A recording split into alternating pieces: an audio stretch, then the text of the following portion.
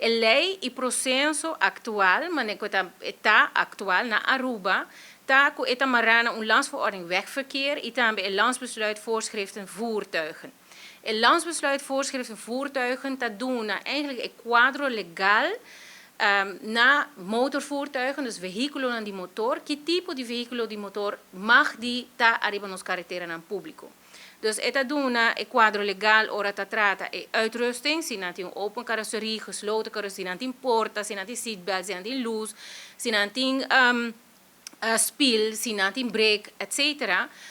Cammino com DTI, tá e departamento concerni com o keur e tipo de veículo de motor na aqui.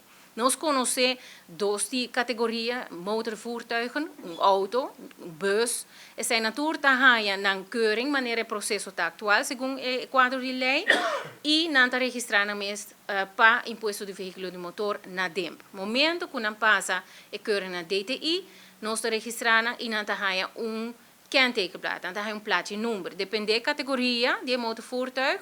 En por hij een A-plaat, zit een auto, zit een bus, dan heb je een B-plaat, zit een bus dat doet servicio aan die tour, en dan heb je een T-plaat, een O-plaat. Nos conhece taxi nan, dat een TX-plaat. En zit een brommer. E brommer dan também te carga een plaatje nummer specifico, een MFA of een MFV. Se não tem permiso do governo para verhuur bijvoorbeeld esse tipo de brommer aqui.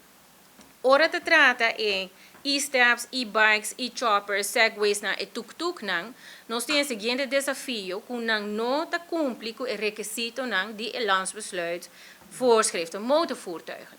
Então, e sapato começa preta para sobre o tipo de bikes aqui não está passa keuring de DTI.